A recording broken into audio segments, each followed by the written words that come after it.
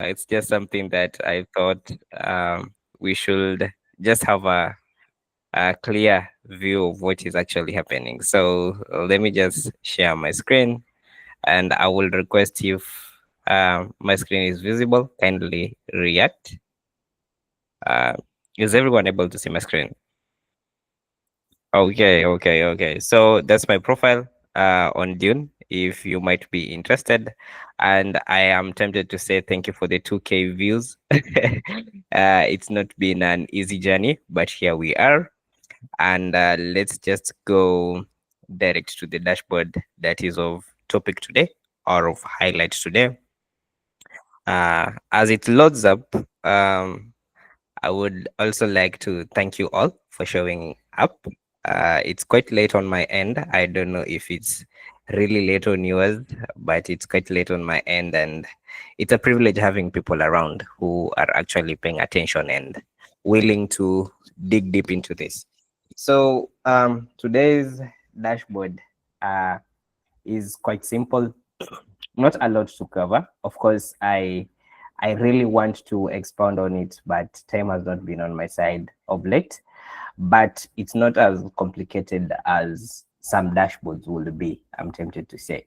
So the theory or the analogy or the thinking behind this was I sat down and I actually came to know that, you know what, Tether or Circle can actually ban or blacklist your wallet address. We all know or we all anticipate that blockchain is supposed to be decentralized, and that comes with the assumption that everything is thrown into the air, or probably this is the wild west, yeah, and the space is unregulated. But the truth of the matter is it's not the case. Uh, Especially when you're dealing with assets that are backed by real world things or real world assets, the case is quite different. So yes, USDT, USDC can be blacklisted. Your wallet can be blacklisted. But the question was, the theory or the ideology was, why would they blacklist a wallet address? I know that's the question that some of you might be asking. Why will they blacklist a wallet address and it's on blockchain?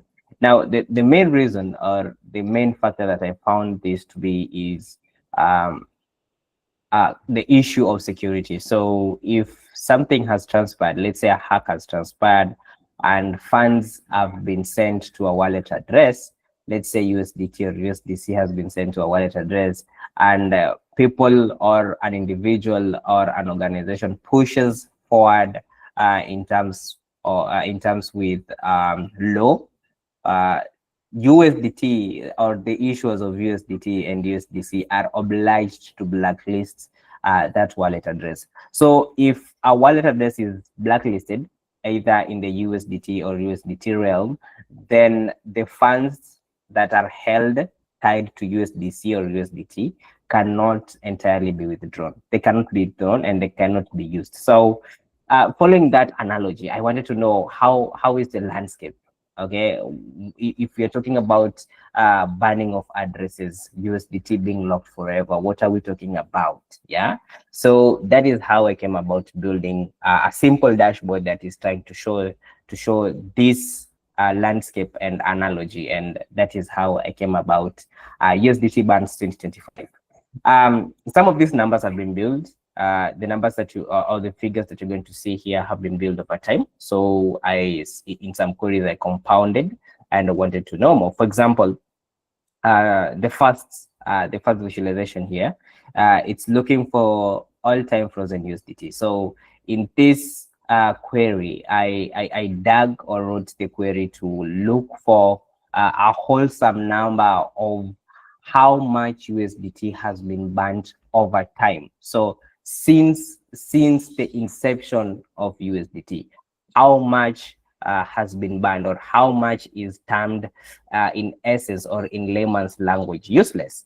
And that is how I came about this figure. And as you can see, the figure is quite huge. for a field that is supposed to be decentralized in all manners considered. So I came about this number. So this number covers all the USDT that has been banned since the inception of USDT or the issuance of USDT by Tether up to now. So the number is quite huge, and the questions that follow are built on this concept. So this is the number of USDT that has been locked up that cannot be used, the all-time figure that I could come up with, or the query result could produce.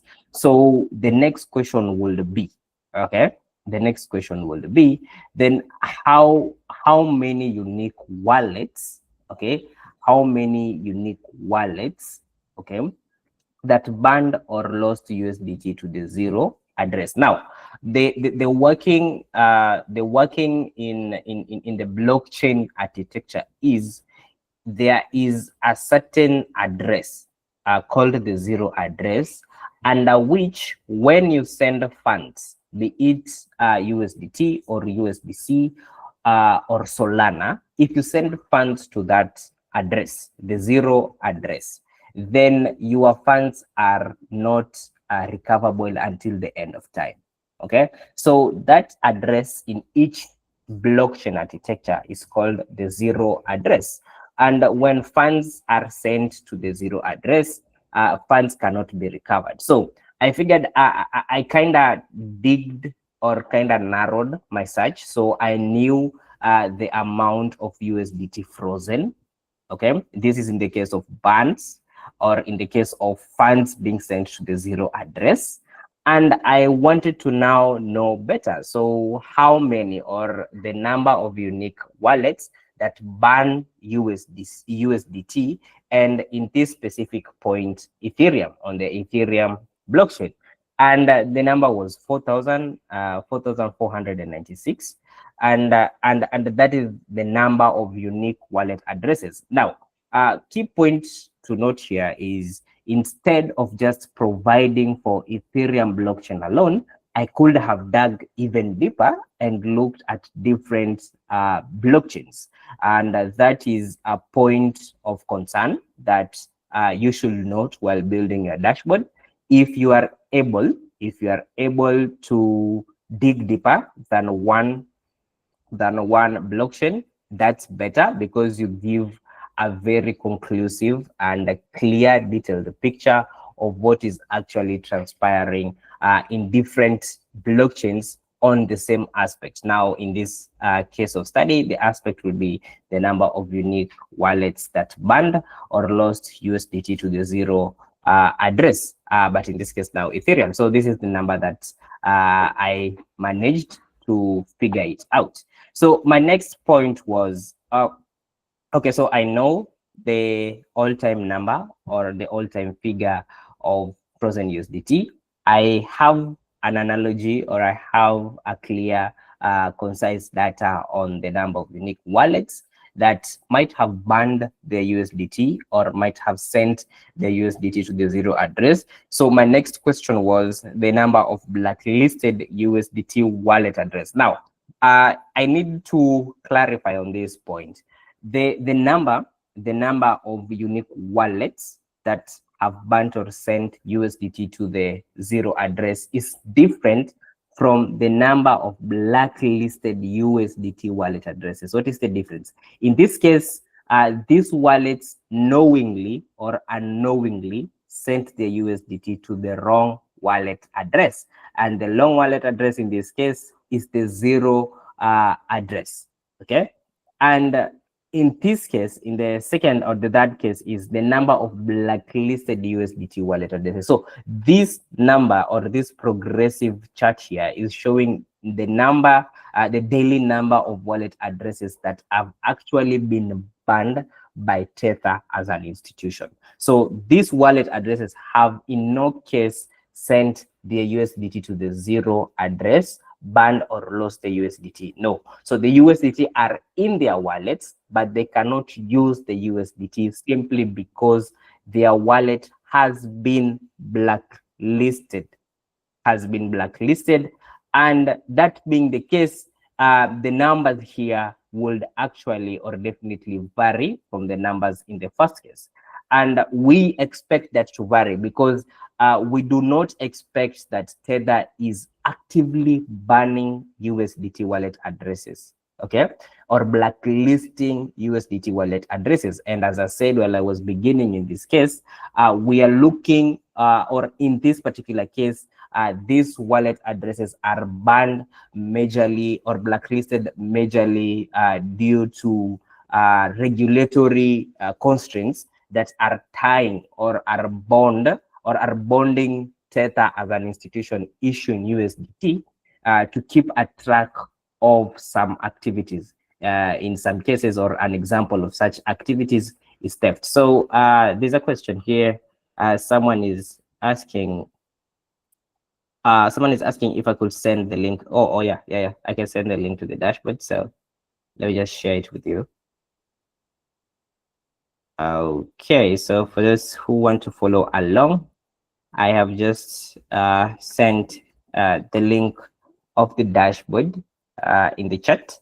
So let's continue. So the bar graph here is giving you a progressive view of the number of wallet addresses that have been banned each day from May 2025 up to today. Yeah, up to today, because I updated this dashboard some few hours ago. So the last day being the 12th of November, we had around 2 wallet addresses that have been blacklisted. So in this case, you can see that the number is not constant. The number is not constant, and we are not looking at a progressively increasing kind of figures. So that should give you the conclusive idea of what I told you. We are not expecting that Tether in any case is actively banning wallet addresses, and the huge or the largest number of wallet addresses that have been banned at any particular day, according to this data, is 22 wallets were blacklisted.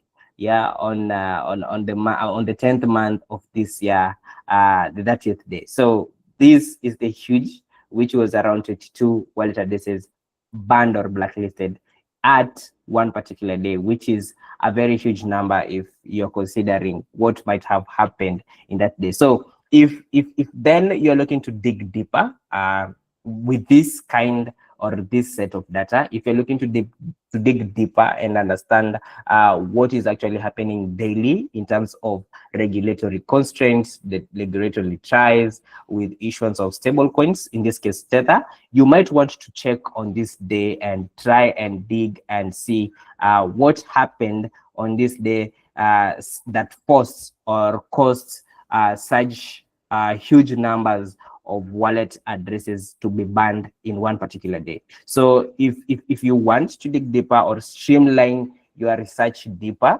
you might want to look at this. And let's say in this case, you might find that there was a huge hack in a particular protocol that forced the protocol to approach Tether and forced Tether in its regulatory boundaries to ban these wallet addresses. So that is another line of thinking that you might want to approach if you're looking at one particular set of data, in this case, this bar graph. So my next point of interest was if this is the daily view. So if this is the daily view of blacklisting or wallets that have been blacklisted generally. So what will be the case? So because we know this is the case with USDT, which is issued by Tether. This is the case that we are looking at in terms of wallet addresses being blacklisted. So what will be the general cumulative USDT wallet addresses blacklisting event on Ethereum? And in this case, I wanted a broader view, because if I constrained myself, let's say between specific years, let's say between 2022 and 2025, the picture might not entirely be clear.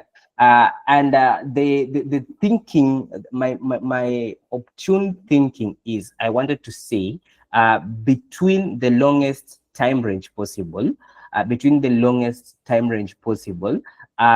what events or what analogical events would have caused USDT wallet addresses to be blacklisted, or blacklisting events to occur with USDT wallet addresses.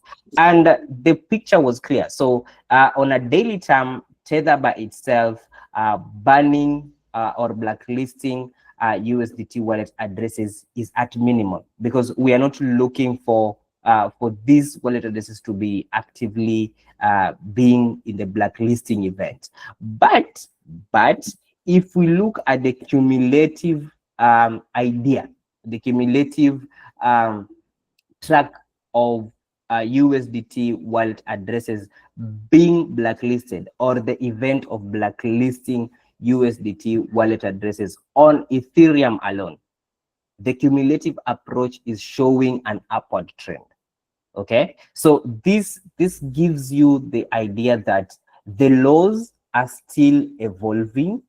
The laws that are tying stable issuance, stable usage, stable flow, and stable interaction with people, or people interaction with stable coins, the laws are still evolving, and they're becoming more and more constrainers, because you can see from around 2018 up to around 2020, the trend was quite convincible. But from 2021 up to 2025, there has been a sharp upward trend, and most specific is from the year 2023 to 2025. Closing the year 2020, no, on starting the year of 2020, that is the 10th January 2023, up to now, the spike has been explosive. That should tell you that the laws are becoming more and more stricter, in line of how stables, and in this case USDT, is being used on particular chains. Okay, so if I were to kind of give a comparison picture, I will do the same on USDT, on probably Base, see how the cumulative blacklisting event is happening, do the same on another chain and another chain. Then we will consider, or we will compare how these different chains are behaving in relation to blacklisting events of USDT wallet addresses. But that should give you a clear picture of, one, either the laws are becoming more stricter and more refined, or two, there have been more hacks and more illegal use of stablecoin cases. So that should give you an idea of how is this going? Are we expecting a more inclined approach? Are we expecting a more stiffer approach in terms of blacklisting events? Okay. Now, the next case was looking at the black listed USDT addresses, and now we already have an idea of the blacklisted USDT wallet addresses by Tether already. We kind of have the idea behind it. So the count here was more of a comparison. I wanted to compare the most, in my case, the most chains that I could come across, and I wanted to see how the blacklisting has been happening. So how has Tether been blacklisting wallet addresses on Ethereum compared to Celo, compared to Avalanche, compared to Tron? And the trend here is, of course, shocking. You would expect that Ethereum, you would expect that Ethereum should be the leading in most cases. But in our chart here, you can see that at one particular time, Tron had an explosive number of around 1,000 wallet addresses being blacklisted by Tether. Yeah, so that is something that caught me off guard. While we know, or we are looking at this chart, and we are seeing these numbers. We are seeing numbers that are dominated by Tron, Avalanche, and Ethereum. You are begged, or you are forced to ask the question of what is Celo doing, and what is Tron doing in some cases, because the chart by itself is dominated by Ethereum and Tron. Now, you would also derive some more details from this, because if a chart like this is dominated by two chains, then we are anticipating that these two chains might be the ones leading in terms of USDT usage, but that might not necessarily be correct, because if we add another chain like Base, then the story might actually change. Okay, so in this chart, it's paramount to consider or know that the case of chain comparison, essentially, or more specifically, while dealing with stable assets or blue chip assets, is not, as an analyst, you should not be confined into specific chains, because the moment you introduce another chain, then the narrative will actually change. The narrative will be driven at one particular direction. So as an analyst, while you're looking at such cases of stable or blue chip assets, in cases of how they're being used, they are tied to regulatory constraints, then you want to utilize as much as possible a lot of different chains, okay, a lot of different chains that might foster close to or the same number of users. So you wouldn't want to have only being constrained to particular chains, because now in this case you might see that some chains are actually left out, like Celo and Tron. We are having a very huge display, or a huge fight of USDT address blacklisting between the Avalanche blockchain and the real Ethereum blockchain. So sometimes you might want to look at as many chains as possible to kind of get a clear directive bias on what is actually happening as an analyst. Yeah, you want your data to be as explosive and as ideological as possible. Yeah, so that being the case, the chart was dominated by Ethereum and Avalanche. I might add more chains as time goes by, because it's been a long time since I updated my queries, so I will look and try to add more chains. The next look, or the next kind of preview that I wanted to see was what is the number, or how what are the biggest blacklisted USDT addresses by blockchain. And in this table, I covered around 5,000 blacklisted wallet addresses. And as the chart, or as the table is showing already, we can see that it is dominated by Ethereum. And the case in this place is because probably Ethereum carries the hugest users of USDT, or a lot of hacks are happening on Ethereum, or the constraints, the regulatory constraints are more tied to Ethereum, due to the fact that Ethereum has a lot of dexes that have huge number of users, that have or carry huge TVLs. So basically, Ethereum being the home, and I'm not saying this because I'm an Ethereum or Solana maxi, but following the fact that Ethereum is the home or the regional home of blockchain developers, then we might that might explain in one way or another why we have Ethereum dominating the USDT blacklisting landscape. So I also expounded on it, but in this case, I gave the day that the blacklisting event happened for a particular wallet address, and I gave a transaction link to that blacklisting event. So if you click this transaction link, it is going to take you to etherscan.io. And the case in this place, let me just show you. Let's click on the first one, and Let me show you what you will see on Etherscan. So I linked, I hope my screen is visible on Etherscan. Okay, fantastic.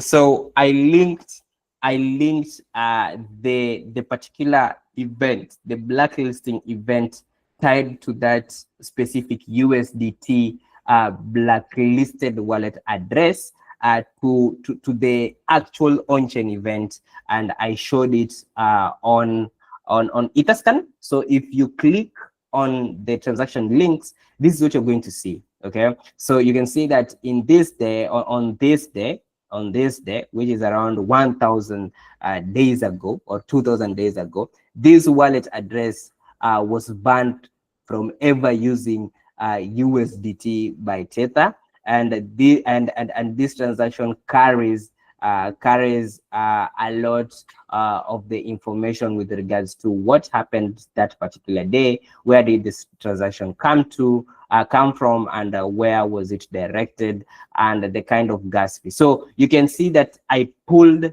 the data from 2020. So you can see how we came about finding these kind of numbers. Yeah, you can see how I came about finding these kind of numbers. It's because for such kind of a data, I pulled from the year 2020 up to today. So that's supposed to be a very huge kind of list, but I capped it to the top blacklisting events. So in this case, you're only going to see the top 150 wallet addresses blacklisted events, but in this case you're going to find around 7,500 list of wallet addresses that have been banned by Tether. And the last visualization was, of course, I wanted to know, or I wanted to see the comparison between the blacklisting event on USDT and the blacklisting event on USDC. Now, for those who hadn't joined us earlier, the issuers of USDT and the USDC are different. USDT being Tether and USDC, I think, is Circle. So that being the case, I know, or I already have an idea or a grip on the picture of blacklisting events on USDT. Now, how or what would the comparison between USDT and the USDC on Ethereum be? So I compared the two from the year 2018, up to the year 2025. And as you can see from the data or from the table, you can see USDC is actually dominating. Generally, the USDC banning event is actually dominating as compared to USDT, yeah, on Ethereum. Now, in some cases, we have very huge spikes of past 150, yeah. We have some cases, we have 150 plus blacklisting event on USDC, while we have a zero blacklisting event on USDT. So that should tell you that some or the laws on USDC are more stronger in this case. The laws are very strict on USDC as compared to USDT, except for some few instances like the dates between 26th or the 8th month of 2022 to around the 12th month of the same year. We had a correlating kind of trend between USDT banning event and USDC banning event on Ethereum, because on this particular date we had 69 bans on USDT or USDC, and we had 0 bans on USDT. On a particular event, the numbers were different. We had 62 bans on USDT and 0 bans on USDC. Now, we do not, and we wouldn't want a case whereby we have an equal number of bans between USDT and USDC. That would tell us in an essence that either the laws are very, very bad, or the events leading to banning events are actually affecting both USDT and USDT. So we wouldn't want in some cases having an equal amount of banning event in both cases. That will be extremely excruciating, and it will be discouraging, because that means that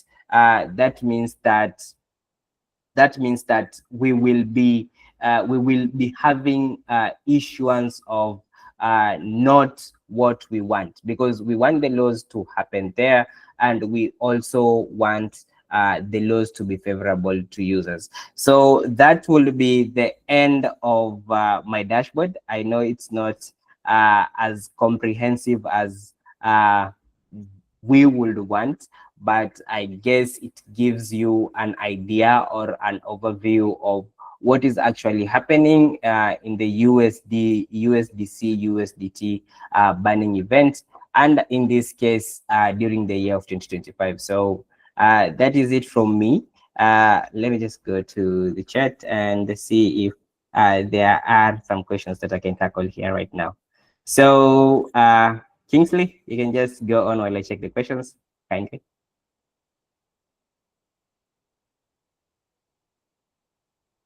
So, wow, keep the reactions coming, keep the reactions coming, keep it coming, keep it coming, keep it coming. Thanks a lot, Gideon. We have unfinished business though, but I'll come to your DM about that. So this was wonderful, this was wonderful, this was wonderful, this was wonderful. This was really, really educating. I really enjoyed it. USDT Bands 2025. To be honest, this is the first time I'm seeing something like this. I had no idea that they are also blacklisting of address lists of USDT and USDC. So now we are going to go into now. First of all, this is Gideon. We call him the merchant. You can he's an on-chain data analyst and a DeFi researcher. You can check him out on Twitter at GDR Photo. That's his Twitter username. And of course, I know him personally, and he has something going on called Blockchain Lab.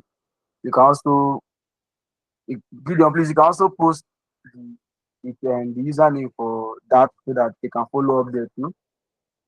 And of course, it's time for questions. So please, if you have a question for Gideon, you can please signify by raising up your hand, please. If you have any questions for him currently, you're only going to have like, I'm only going to allow 4 minutes for that. 4 minutes.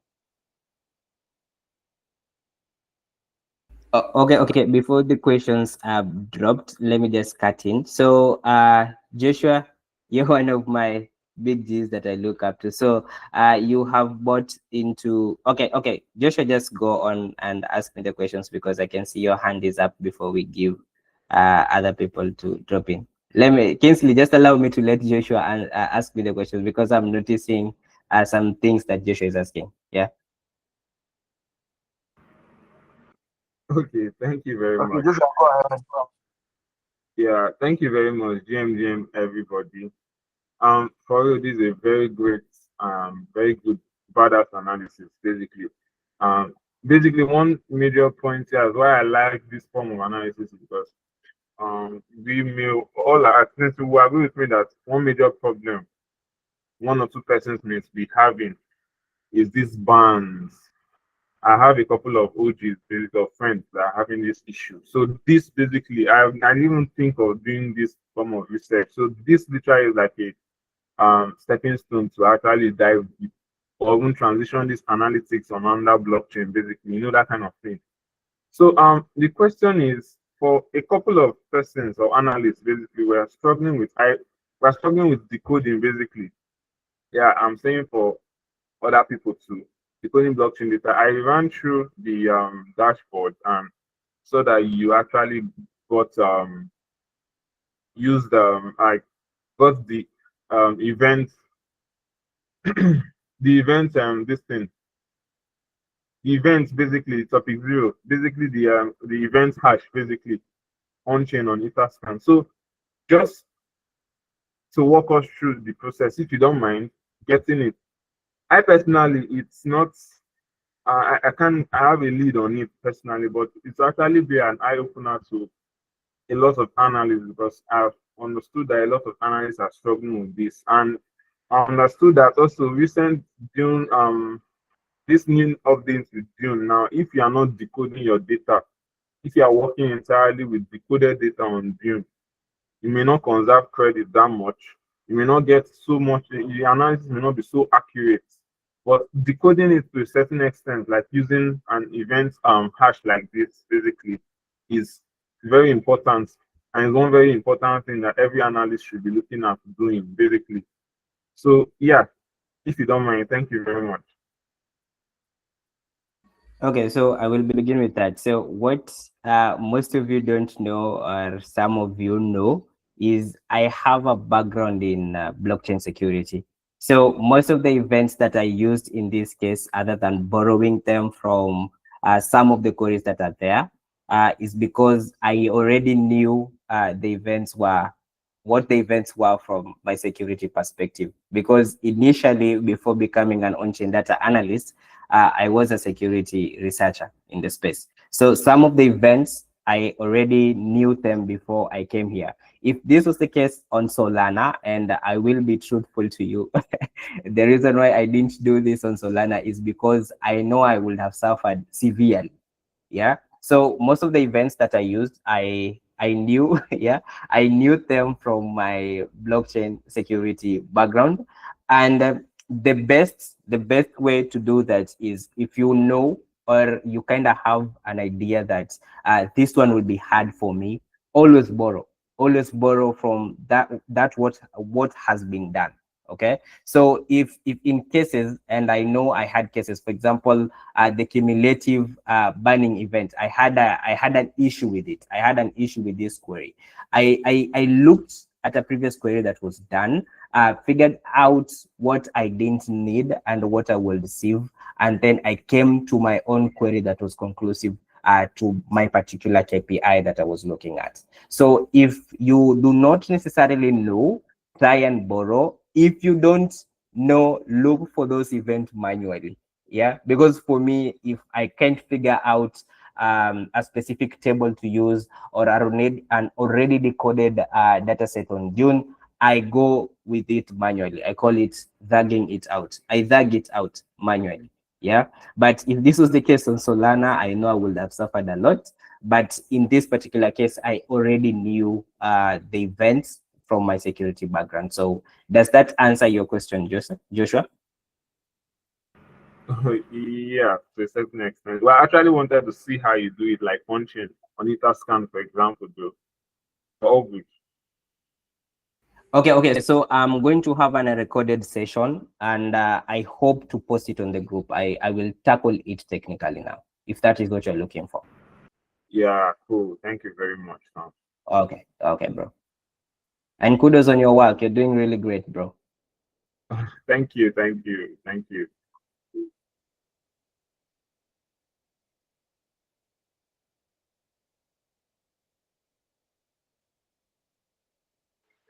Okay, so Ruth, I think you have a question, so you can go ahead. Okay, thank you, Kingsley. And thank you, Gideon, for the wonderful presentation. Mine is just a simple one. I really didn't, I really didn't get your reason for trying to have to for getting a count of blacklisted USDT addresses across Ethereum, Tron, Avalanche, and Celo. Like, what was your reason for concentrating on only these chains? And then two, somewhere where we go to blacklisted USDT addresses by blockchain, by blacklisted USDT addresses by blockchain, yeah. And we see Ethereum dominating. However, the bar chart earlier on, like showing addresses blacklisted across different chains, highlights Tron, I think, as having the highest figures there. And then down here, it's a different, we see, we practically get to have the biggest numbers of addresses coming from Ethereum. What do you think could be the reason behind that? I don't know. As thinking that perhaps we could have, Tron somewhere, like Tron addresses somewhere, but all I see, I think majorly is the Ethereum addresses. I don't know. Yeah, that's all. Thank you. Okay. Okay. I like your question, and I'm guessing your accent says you're from Uganda. So welcome. So here's the case. Here's the thing. I also had the same question, and it's really bugged me up even while publishing this dashboard. So I want you to note something. In this bar graph here, we have spikes of Tron. Let's say Tron. Yeah, we have spikes. We have spikes, but not consistency. So this is the question. This is the answer that I came about and gave myself. If you look at this chart here, the number of blacklisted USDT, now it's not on chain, just the number of blacklisted USDT. You can see that we have a more conclusive drive, not spikes. In very few instances like these ones, do we have spikes? But in each particular day, we have a certain number of blacklisted USDT wallet addresses. Now, in this count here of blacklisted USDT addresses across different blockchains, we have sharp spikes in or that coincide with the Tron blockchain. But on the other hand, we have driving. The Ethereum might not be necessarily spiking, but at each particular event, there is Ethereum. So it's very rare to see that we do not have any blacklisting or blacklisted address in each day for Ethereum, but we have very sharp spikes, okay, for Avalanche or Tron or whatever other chain. So while we are looking at this table, we are looking for that consistency. Yeah, because in this table, we are looking at Ethereum. Then in those few instances of spikes, do we see other chains? Okay, so my conclusive answer at the time of publishing that I stand to be corrected is at this one we have the spikes, which are more prominent, of course, but the consistency is more on the Ethereum side that is being reflected or respected on the same table down here. So I don't know if that gives you the kind of answer that I reasoned behind, and this opens the table to other analysts on what their analogy would be or the driving would be behind that. So I really hope that goes in line with what I thought while publishing the dashboard. Okay, Ruth, thank you for that. So I saw another question from Naim Hussein. Yeah, so in most cases, why are wallet banned or blacklisted? Now, in most or major cases, it's because of security issues or theft. Let's say theft that go in opposite direction to what the regulatory framework works around or within. So if a security event happens, funds are stolen or people are scammed, then the wallets associated or the wallets that hold the USDT or USDC are going to be banned or blacklisted from ever using those assets. The other case that I don't know if it's common, but I've heard that it happens, is mistaken banning or mistaken blacklisting. So Tether just blacklist your wallet addresses by mistake. It's not common, and I don't think it happens by mistake because these are people's assets, and the wallet addresses that are being blacklisted or banned are those wallets that have very huge values in terms of dollars. Yeah, so those are the two events that, three events, sorry, that I've come across that lead to wallet banning or blacklisting. So back to you, Kingsley. Okay. Thanks a lot, Gideon. So that's all questions that we can entertain for today. We are running out of time. So Gideon, once again, thank you so much. Thank you so much. So this is analytics stage. This is dashboard teardown where the makers also become the storytellers. And then this is not the only time we're going to be doing this. We're going to be having these sessions quite often because whenever we see something special, we have to bring it in and then allow them tell us their stories. Of course, this analysis page, you can follow us up on Twitter, on our social. Of course, we just celebrated currently celebrating our 2 years anniversary and everything. And of course, this happens every second Friday of the month. So please, I want you guys to take note. Second Friday of every month is when we do this. So book the calendar, do it like mark it somewhere. Every second Friday of the month, we handle this. We also have Beyond the Query too, every first Friday of the month. A lot of packages are in analytics stage, so please, you don't want to miss it. You don't want to miss all these extra programs that will help in building yourself as an analyst and everything. So, wish you guys the best, and of course, everything. Dylan, once again, thanks so much, and of course, I appreciate everybody who has been on the call. Unless I forget, the query is also first and third Friday of every month. Yes. So thanks, guys. Thanks, everybody. This was wonderful. Gideon, thank you. Thank you to everyone, and good night. Okay, thank you everyone for attending. Have a fantastic weekend. Have a blast. And for those who will be texting me, I will look forward to replying as fast as possible. So thank you very much. Continue doing the good work. Bye.